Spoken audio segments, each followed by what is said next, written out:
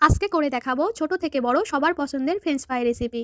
প্রথমে কয়েকটি আলুকে খোসা ছাড়িয়ে নিয়েছি। আলুগুলোকে ফ্রেঞ্চ ফ্রাইয়ের মতো করে স্লাইস করে কেটে একসাথে বানিয়ে নিয়ে ডিপ ফ্রিজে সংরক্ষণ করতে পারেন। আলুগুলোতে পানি দিয়ে কয়েকবার ভালো করে ধুয়ে পরিষ্কার করে নিয়েছি। ধুয়ে নেওয়ার পর একটি প্যানে পরিমাণ মতো গরম পানি করে আলুগুলোকে সিদ্ধ করে নিব। দিয়ে দিচ্ছি স্বাদ মতো লবণ। টুকরোগুলোকে দিয়ে দিচ্ছি। আলুগুলোকে ঘড়ি ধরে মাত্র 2 মিনিটের মতো সিদ্ধ করে নিব। এখন আলুগুলোকে তুলে সরাসরি ঠান্ডা পানির মধ্যে দিয়ে দেব। এতে করে আলুগুলো অতিরিক্ত সিদ্ধ হয়ে যাবে না। এগুলোকে ভেজে নিব। এজন্য একটি প্যানে পরিমাণ মতো তেল গরম করে দিয়ে দিচ্ছি আলুগুলোকে। এবার এগুলোকে হাই হিটে 2 মিনিটের মতো ভেজে নিব।